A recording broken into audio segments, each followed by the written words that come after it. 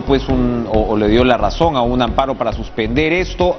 A pesar de ello, el Congreso ha hecho públicas motivaciones de calificaciones, pero evidentemente pues hay diferencias entre los propios parlamentarios.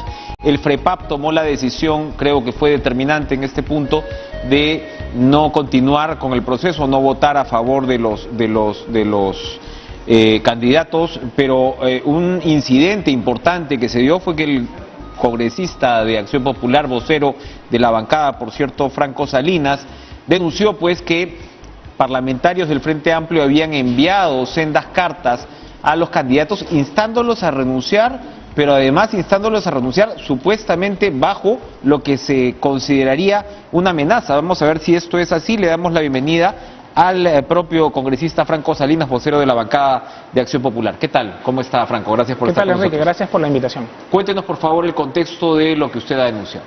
Bueno, mire, en realidad, acá tengo la carta.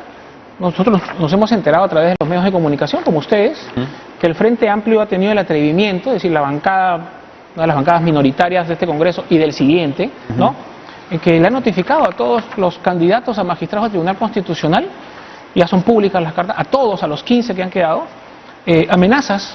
Prácticamente yo le puedo decir que esto es una extorsión, ¿no?, amedrentamiento, diciéndole que si no renuncias a esta ilegalidad, a esta ilegitimidad, te podemos denunciar. No lo dicen con esas palabras, pero se interpreta en el último párrafo por un supuesto golpe. ¿En qué se va a saber? Léanos, por favor, ese último párrafo, sí, claro, o el fragmento que para usted equivaldría a una extorsión. Mira lo que dice, ¿ah? Sí. Como abogado, es decir, se dirigen al candidato. Es el señor Quispe, ¿no?, el que firma. Iván Quispe, claro, el vocero, en representación de la bancada, y la bancada es a la que pertenece también la presidenta Mirta Vázquez, que ha guardado un silencio cómplice absoluto toda la jornada de ayer y de hoy día. Y dice: como abogado, usted tiene la obligación de defender la legalidad y la Constitución, sin dar pie sin dar pie a ninguna acusación de golpismo. O sea, lo están amenazando de denunciarlo penalmente, o alguna infracción ética de su parte.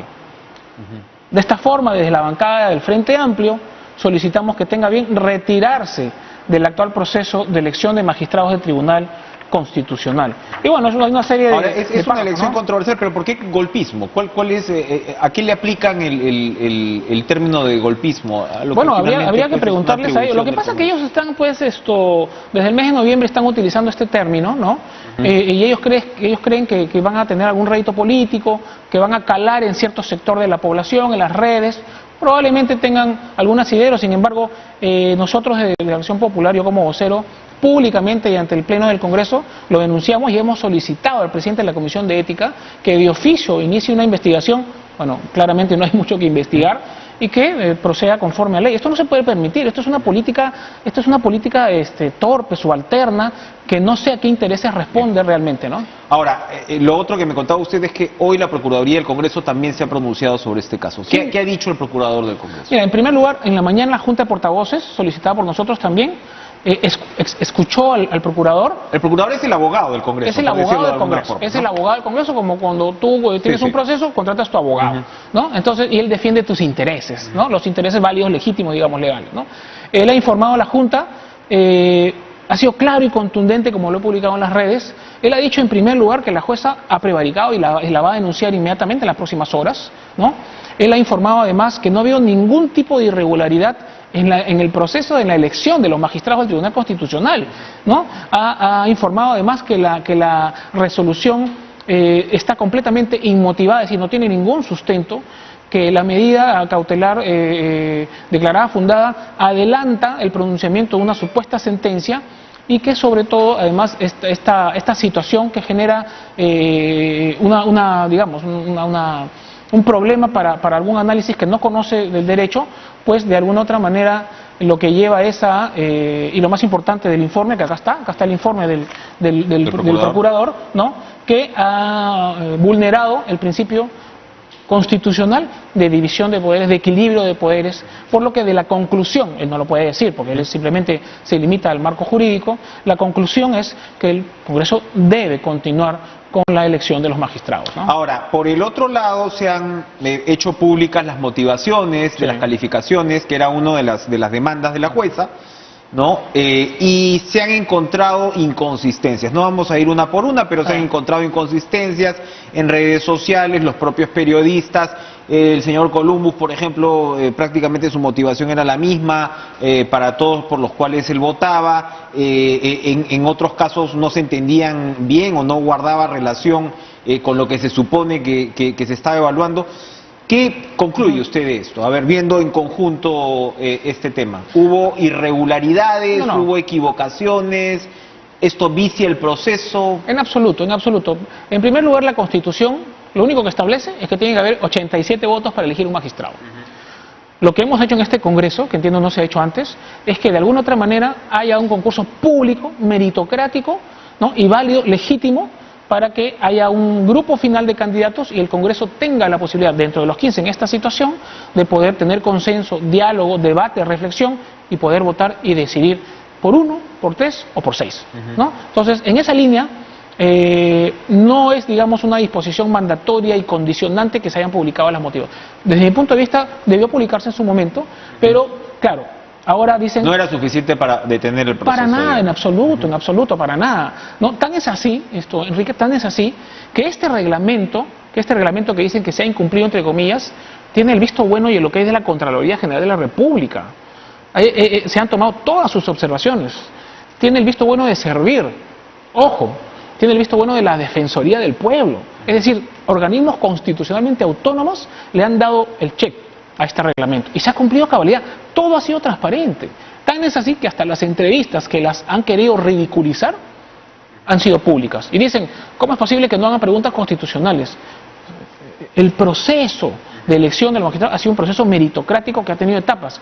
Y las entrevistas no necesariamente tienen que ser jurídicas, porque además los congresistas representan a 10 u 11 bancadas, bueno, ahora son 9 porque 2 grupos no quisieron estar, y no son abogados. Ahora, 2 grupos no quisieron estar efectivamente y es los que en la práctica ha determinado que no se junten hasta ahora los 87 votos, ¿no?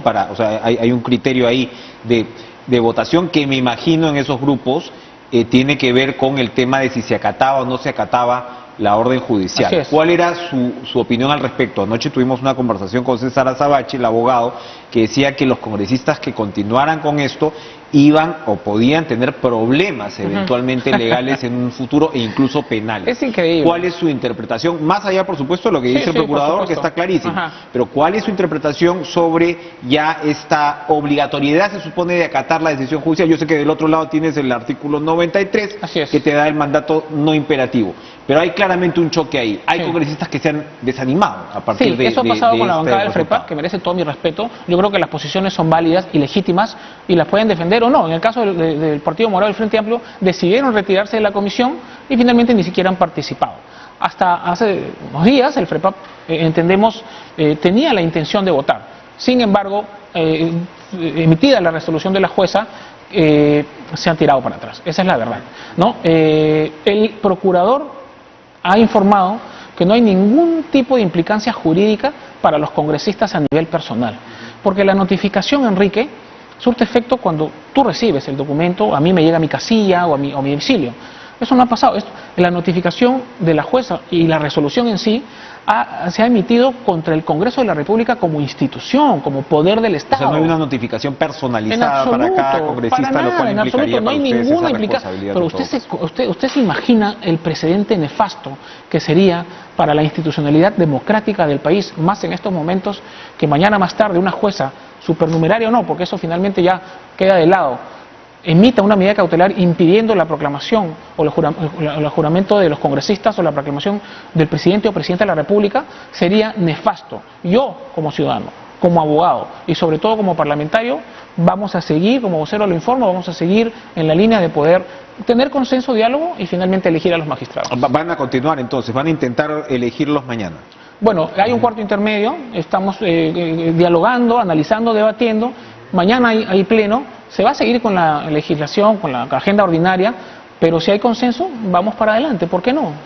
Ahora, por supuesto, hay una lógica enfrentada. De un lado está el criterio que te dice que la ley, lo que ahora estipula es que el Congreso elige a los magistrados del Tribunal Constitucional, y tienen ustedes esa facultad. Y de otro lado, se señala que por un lado estás corriendo contra el tiempo, que esto se ha debido hacer antes, y por otro lado que hay intereses en el Congreso por influir en un próximo Tribunal Constitucional. Nos referimos a leyes como el tema CAS, a leyes como el tema que tiene que ver con creación de distritos, que son leyes controversiales. Sí. ¿Qué nos dice al respecto? Bueno, mira, en realidad, Enrique, toda situación es perfectible, ¿no? La única intención que nosotros hemos tenido es de poder atender reivindicaciones de muchísimo tiempo, demandas sociales de muchísimo tiempo. ¿No? Nos pueden tildar de todo, pero nosotros no hemos respondido a ningún tipo de interés económico. No nos olvidemos que este Congreso es el que ha promulgado, incluso por insistencia, la ley contra la usura bancaria. Los intereses en este momento en el país son menores porque el Congreso de Ley ha dispuesto así dentro de una facultad constitucional. Hay leyes que son, seguramente. Sin embargo, acá no ha habido ningún tipo de intereses subalternos, no hay ninguna repartija. Lo mismo decían con Manuel Merino, que su gabinete, que había problemas. No, nada, no han comprobado nada y van a seguir mintiendo. Pero si tú me permites un minuto, mira lo que dice el procurador, y acá está, yo no miento, yo mismo lo he leído. Él se refiere a la resolución y al acto de la jueza, lo cual constituye un evidente desbalance en el equilibrio de poderes y con ello una vulneración al principio de separación de poderes, al impedir a la actual conformación del Congreso de la República, eventualmente a la siguiente del Parlamento, porque esto generaría un mal precedente, ¿no?, el poder ejercer su atribución de elegir a los magistrados o miembros del Tribunal Constitucional. Eso lo dice el procurador, lo dice el abogado del Congreso, el abogado de la presidenta y la presidencia en silencio, mutis. Y eso lo tenemos que condenar. ¿Van a tomar ustedes alguna acción contra la presidenta en este caso? Bueno, hace poco en realidad hasta este momento no hay mi posición personal ha sido pública. Yo le he solicitado la renuncia a la presidenta porque ¿con qué condiciones puedes defender algo con lo que no estás de acuerdo? ¿Entiendes? Ella fue elegida en una coyuntura complicada, pero yo sí creo que debería dar un paso al costado. ¿Defiende la legislatura extra? ¿Defiende lo que vaya a salir de esta legislatura, que es otro punto controversial también para algunos juristas? Bueno, en realidad sí, porque de alguna otra manera la Constitución le da completa y absoluta soberanía y autonomía al Congreso de la República para poder autorregularse. Decir que la cuarta legislatura es inconstitucional, si lo dice un abogado, la verdad que yo lo lamento. Yo defiendo la cuarta legislatura, si no todas las decisiones serían nulas.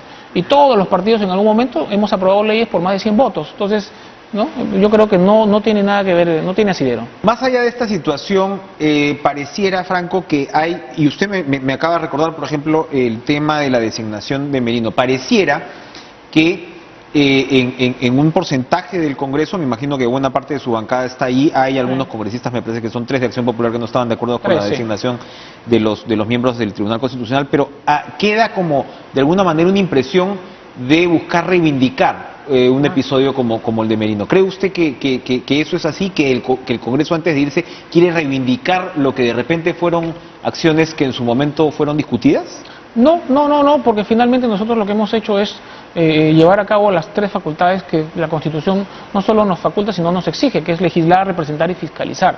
Pero yo, Enrique, de una manera muy personal, considero que es la historia la que finalmente pone las cosas en su lugar y que de alguna otra manera reivindica, como tú dices usando tu término, a las personas cuando actuamos con corrección, con principios.